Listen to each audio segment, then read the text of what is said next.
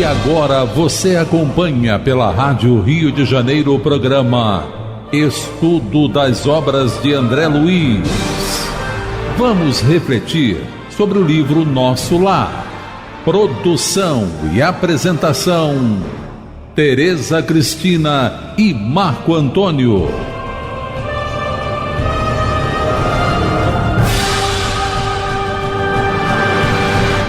Amigos ouvintes da emissora da Fraternidade, Rádio Rio de Janeiro. Novamente estamos aqui com a permissão de Jesus e dos bons espíritos para darmos continuidade ao estudo da vida no mundo espiritual através da obra Nosso Lar.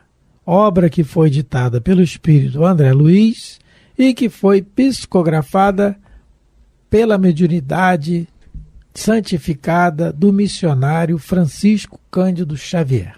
Olá, caros ouvintes da Rádio Rio de Janeiro. Vamos começar o nosso programa estudando o capítulo 38, o caso Tobias.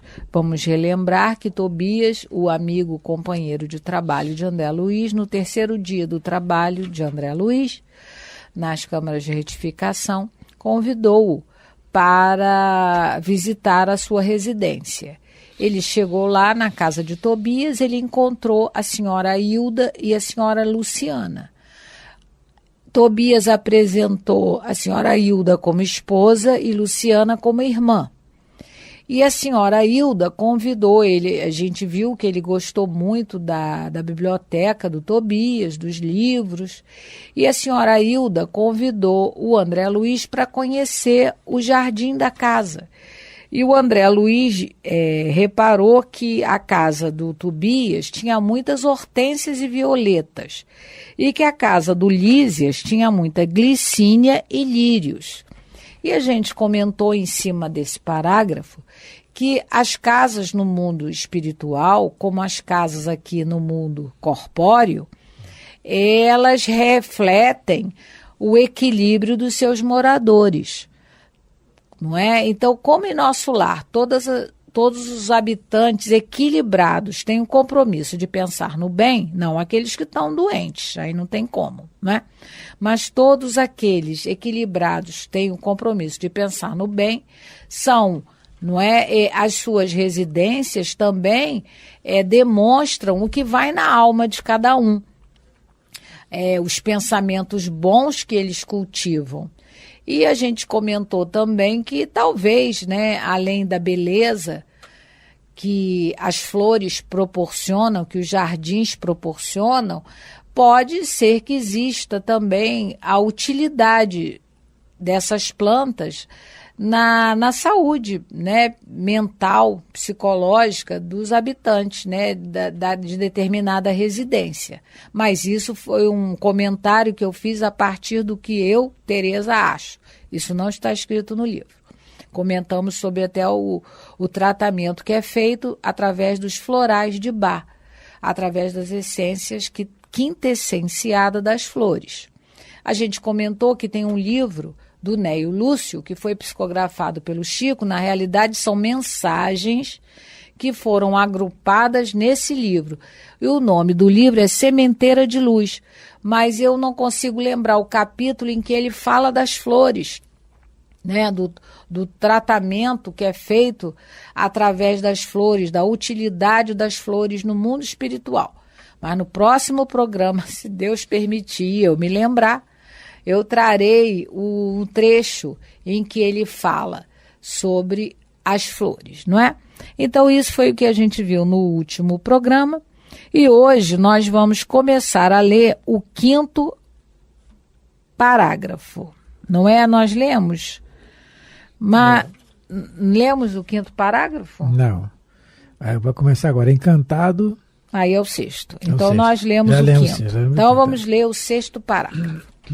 Encantado com o ambiente simples, cheio de notas de fraternidade sincera, não sabia como agradecer ao generoso anfitrião.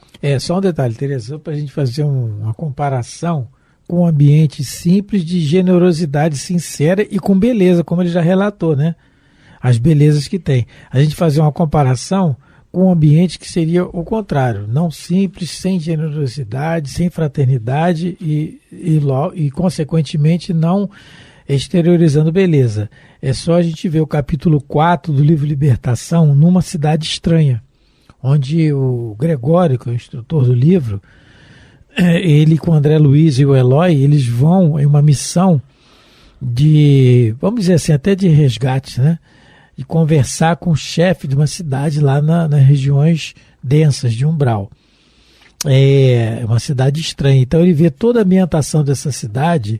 Existem as construções, só que não tem a beleza que nós estamos vendo aqui no nosso lar.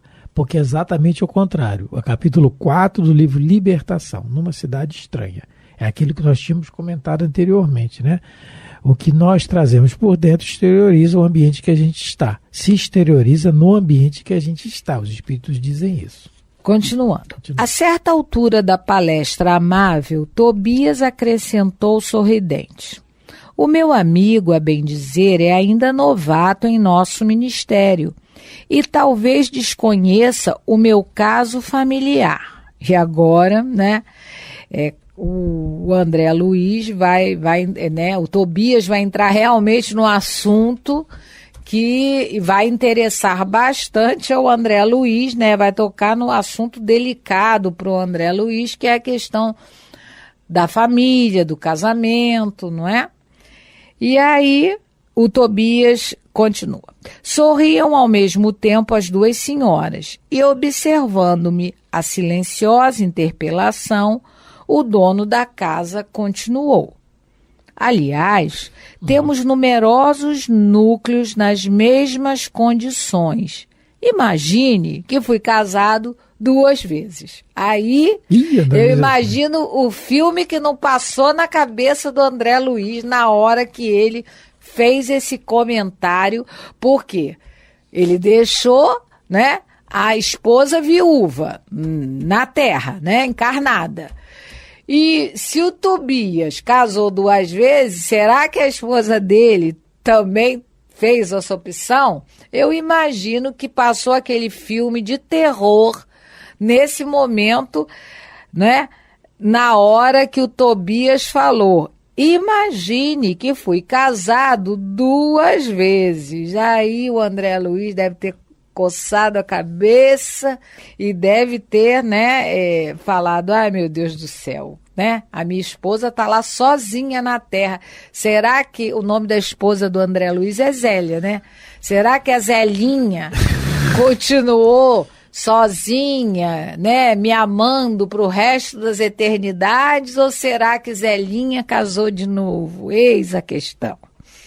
Indicando as companheiras de sala, prosseguiu num gesto de bom humor. Agora que coitado do André Luiz. Creio nem nada precisar esclarecer quanto às esposas. Ah, sim, murmurou, extremamente confundido. Quer dizer que as senhoras Hilda e Luciana compartilharam das suas experiências na Terra? Porque ele tinha dito antes, ó, lá no início do capítulo, no segundo parágrafo, ele diz assim, ó: logo de entrada apresentou-me 2 senhoras, uma já idosa e outra bordejando a madureza. Esclareceu que esta era sua esposa e aquela irmã, Luciana e Hilda. Aí tá achando que não tem que é irmã consanguínea, né? Né? Ou irmã espiritual. Direitinho. Mas agora ele está dizendo, agora o André Luiz entendeu, né? Já que ele disse que foi casado 2 vezes e tem 2 mulheres na casa dele, né? Aí ele falou: ah, sim, murmurei extremamente confundido, porque o André Luiz é tudo, menos burro, né? Então ele está confundido. Quer dizer que as senhoras Hilda e Luciana compartilharam das suas experiências na Terra? Ele devia ter perguntado assim: quer dizer que você foi casado com a senhora Hilda e com a Luciana? Mas ele foi educado e discreto. Ele colocou que elas compartilharam das suas experiências na Terra, né? E aí o Tobias fala para ele: isso mesmo, respondeu tranquilo. Nesse ínterim, a senhora Hilda tomou a palavra dirigindo-se a mim. Desculpe o nosso Tobias, irmão André.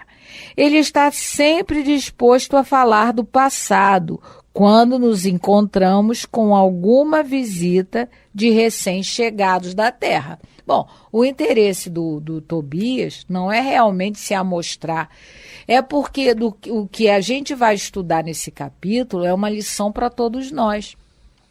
Porque muitas das vezes nós achamos que nós somos os proprietários dos nossos filhos, dos nossos companheiros ou companheiras, dos nossos pais, dos nossos irmãos. A gente não é proprietário de quem quer que seja.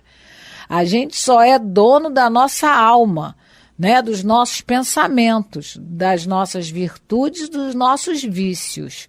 De mais nada nessa terra. O resto é tudo emprestado. Então, a questão do... Então, por isso, a dona Hilda está falando, né? Ele gosta de explicar o caso, né? A nossa experiência. Mas é muito importante a gente estudar a experiência do Tobias. É muito importante para todos nós aqui, encarnados que estamos, que temos muitas das vezes essa ilusão. Tanto que ela usa um pronome, ela fala assim, desculpe o nosso Tobias. E ela usa o pronome possessivo no plural.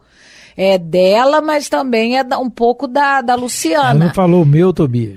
E nós, como é que a gente usa? É meu filho, minha filha, meu marido, minha esposa, meu pai, minha mãe, né? No caso, eu tenho irmãos. Eu podia falar nosso pai e nossa mãe, mas eu falo meu pai e minha mãe. Não é? Marido realmente, né? A gente, enquanto encarnado, é realmente nosso, né? É particular. Pelo menos deveria ser. Mas, quanto ao resto, né, nosso, a gente fala, meu filho não é nosso. Você, né, o filho também tem um pai. E esse filho um dia vai constituir outra família. Então, se a gente observar, a dona Hilda, ela fala assim, desculpe o nosso Tobias. É muito bonito que a gente vai estudar os relatos da dona Hilda, né? Porque ela aprendeu a duras penas, não é? Que realmente ninguém é dono de ninguém. E é isso que a gente quando enfatiza aqui que a gente deve aprender com o erro dos outros, a dona Hilda vai relatar pra gente o grande erro dela, depois que ela desencarnou. Então, já que a gente está lendo isso agora, que a gente já comece a treinar, né? Esse desapego que a dona Hilda não soube fazer, que a gente já comece agora, compreendendo que nós não somos donos de ninguém. As pessoas têm o dom que Deus deu, que se chama livre-arbítrio, e todo mundo tem direito de fazer as escolhas que bem entender. Claro, muitas das escolhas que as pessoas façam vão vir de encontro ao que a gente gostaria de encontro, quer dizer, desencontro do que a gente gostaria de receber, mas o que fazer? Compreender que todo mundo é filho de Deus, na terra nós somos irmãos, nós estamos casados, né? Nós estamos companheiro ou companheira de fulano, nós estamos mãe de fulano e de ciclano, nós somos filhos de tal ou qual, mas estamos. É a condição que muda, não é? O verbo estar está agora e não está daqui a pouco. Então, a gente tem que começar o estudo das obras de André Luiz, né? Nos colocam para a gente ver na prática o que os espíritos nos falam sobre os relacionamentos, sobre a questão do desapego, sobre a experiência que nós encarnados vivemos de aprendizado, que até mesmo o planeta Terra não é nosso, ela é a escola que a gente frequenta. Mas a gente poderia estar em outro, e se Deus quiser, né, quem sabe, um dia poderemos visitar outros planetas mais evoluídos, ou até habitar outros planetas no futuro, quem sabe, né, dependendo do nosso comportamento. Mas que a gente aprenda essa lição que a dona Hilda vai dar para a gente. Então, vamos lá. Desculpe o nosso Tobias, irmão André. Ele está sempre disposto a falar do passado quando nos encontramos com alguma visita de recém-chegados da terra. Pois não será motivo de júbilo, aduziu Tobias bem-humorado, vencer o monstro do ciúme inferior, conquistando pelo menos alguma expressão de fraternidade real. E aqui o Tobias vai entrar no assunto, na lição que a dona Hilda aprendeu sobre a questão do ciúme. A Tereza falou que vai entrar no assunto, mas é exatamente pegando diretamente o que vai acontecer com o André Luiz. Por isso que ele o aprendizado tudo dele. Aprendizado para ele. O livro, aproveitando aqui esse momento aqui dessa questão do ciúme que o Tobias fala, todos nós o temos. Todos nós o temos. Mas... Espera aí, que a Teresa está pedindo um livro aqui, não sei qual é, ela está só apontando. Todos nós o temos. Quem diz que não tem, é bom fazer uma autoanálise. Né? Porque a minha mãe dizia assim... Eu não tenho ciúme do seu pai, eu tenho zelo. Então, quer ver, às vezes a gente só muda o nome e quer se enganar. Então, se você, no nosso nível evolutivo, isso aí é uma coisa natural, quer dizer, normal, natural não, normal. O que não quer dizer que seja certo. É o que ele está falando aqui, olha, vencer o monstro do ciúme inferior, né? O Tobias, ele está desencarnado, ele está aprendendo, ele está convivendo ali. São duas pessoas que foram companheiras dele, só que uma realmente ele tem a afeição e a outra... depois ele vai explicar. Ele vai explicar isso direitinho. Estamos no ciúme por enquanto. Mas o André Luiz já está vendo aquilo, o aprendizado que ele vai ter.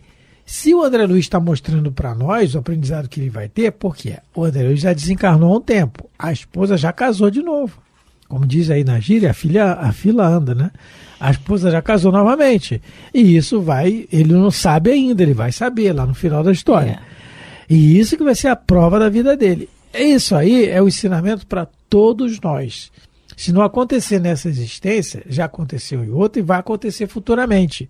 Porque é o que a Teresa falou, é a questão do apego, da posse, dizer que tudo é nosso. E não é.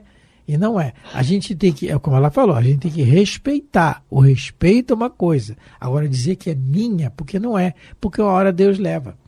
E leva... Ou Deus leva, ou a pessoa não quer mais ficar junto. Ou a pessoa resolve não querer. Aí a gente tem aí os suicídios. Inúmeros deles aí nessa questão, porque me largou, me deixou, eu não posso viver sem ele, sem ela. Pode sim. A gente pode viver, se a gente não pode viver, sem Jesus. Deus e sem Jesus. Sem Deus e sem Jesus. No caso, nós que somos cristãos. Quem não é sem Deus. Então, não podemos viver sem Deus. Isso não tem como. Agora, viver sem o outro, até porque nós estamos rodeados de testemunhos. Nós, os espíritas, temos que ver isso, porque muitas vezes a gente não se mata, mas fica depressivo, que é um suicídio indireto. Também. E muito maior responsabilidade para quem é espírita. Então isso aqui é um aprendizado para todos nós, dessa questão que ele está falando do ciúme, a gente acha engraçado, mas é muito sério. Ele qualifica como um monstro, né? Monstro, exatamente. E no livro O Evangelho segundo o Espiritismo, no capítulo 5, que fala sobre os aflitos, sobre as aflições, né? Esse capítulo vai falar a origem das aflições, como lidar com elas. No item 23, o espírito de Fenelon, ele vai falar sobre o ciúme ser um tormento voluntário, alguma coisa que a gente cultiva. Olha só o que ele diz. Vive o homem incessantemente em busca de felicidade, que também incessantemente lhe foge, porque felicidade sem mescla não se encontra na terra. Então, ponto pacífico, isso a gente já entendeu, não é? E ele coloca aqui assim, olha, que de tormentos, ao contrário, se poupa aquele que sabe contentar-se com o que tem, que nota sem inveja o que não possui, que não procura parecer mais do que é. Esse é sempre rico. E ele coloca também assim, quer ver quando ele fala aqui, haverá maiores tormentos do que os derivam da inveja e do ciúme. Olha só, o espírito está falando a mesma coisa que o Tobias está dizendo. O ciúme é um monstro, é um tormento. E o Fênelon continua lá no item 23 do capítulo 5 do Evangelho. Para o invejoso e o ciumento não há repouso, estão perpetuamente febricitantes. O que não tem e os outros possuem lhe causa insônias. Dão-lhes vertigem os êxitos dos seus rivais, pobres e insensatos, com efeito que não imaginam sequer que amanhã, talvez, terão de largar todas essas frioleiras cuja cobiça lhes envenena a vida. Então, olha só, o que o Espírito está dizendo para a gente? Que a gente tome cuidado, porque o tormento voluntário é algo que você busca, que você cultiva. Então, como o Marco falou, todos nós encarnados, né, temos ainda, né, um certo apego. A gente é assim, a gente é inferior. Não é? A gente não conseguiu usar o pronome possessivo na primeira pessoa do plural. A gente usa na primeira pessoa do singular. Tudo é meu, tudo é meu, tudo é meu. Nada é nosso, tudo é meu. Então, a gente tem que procurar combater esse sentimento que a gente ainda traz por sermos inferiores. Não é? E entender o que esse espírito fala, que é muito importante. A gente fica em busca de uma felicidade que aqui a gente não vai encontrar essa felicidade total. A gente tem momentos alegres, momentos de felicidade, momentos, não é? A gente ainda não evoluiu, não é? Ainda a um patamar em que agradecemos a tudo que nos acontece, como Paulo de Tarso. Ele era uma pessoa feliz, porque em tudo ele dava graça. A gente ainda não chegou nesse... Pelo menos eu, essa que vos falo, estou muito longe, mas muito longe mesmo. Então, eu ainda não cheguei a esse patamar. Então, esse espírito diz, olha, a Terra já tem problema. O que ele está dizendo? Ó, a Terra, vocês vão ter momentos de aflição, a Terra não é o paraíso ainda, ela não chegou nessa condição, e vocês muito menos. Então, para que buscar mais tormento se vocês já têm aqueles que vocês não podem mudar? Porque tem coisas aqui na Terra, como a morte, a desencarnação prematura de pessoas que a gente ama, que a gente ainda não sabe lidar muito bem. As enfermidades que nos chegam, né, muitas das vezes a gente... Então, se já tem umas, os fenômenos climáticos que que ceifam a vida de muitas pessoas, isso a gente não pode mudar. É a condição planetária. São as expiações coletivas, mas tem coisa que a gente já pode dominar, que é o que o Fênelon está dizendo para a gente, é a inveja e o ciúme. E os espíritos nos dizem que o ciúme é o companheiro do orgulho e da inveja. Ele está acompanhado, porque no momento que alguém dá mais atenção, por exemplo, alguém dá mais atenção a alguém do que para mim, eu magoo. Por que ele está mais atenção para o outro que é para mim? Não é? É o magoo, isso é orgulho. A mágoa denota o orgulho. O nosso orgulhômetro, a gente tem que se medir ele de vez em quando. O egoísmômetro e o orgulhômetro. Mas esse assunto, né? Esse assunto do ciúme, muito nós bom. Vamos continuar mais um pouquinho. Só para estar terminando o tempo, a última dica, Revista Espírita do ano de 1861, do mês de outubro. Dissertação sobre ciúme. Fala sobre ciúme com os pobres e ricos, né? É muito legal, muito legal. O espírito, o Kardec coloca a mensagem do espírito, intitulado Os Pobres e Ricos, e dissertação sobre ciúme. É muito legal. Outubro de 1861. Nós vamos, no próximo programa, nós vamos falar mais um pouquinho sobre o ciúme, porque os espíritos, se é um vício que a gente, uma imperfeição que a gente precisa aprender a dominar, né, a acabar com ela, precisamos estudar um pouquinho sobre isso. Minha mãe que não tinha ciúme do meu pai, é zelo. Muito grande abraço a todos, pelo carinho, fiquem com Deus. Muita paz de Jesus, Deus abençoe vossos lares. A Rádio Rio de Janeiro apresentou o programa Estudo das Obras de André Luiz. Produção e apresentação: Tereza Cristina e Marco Antônio.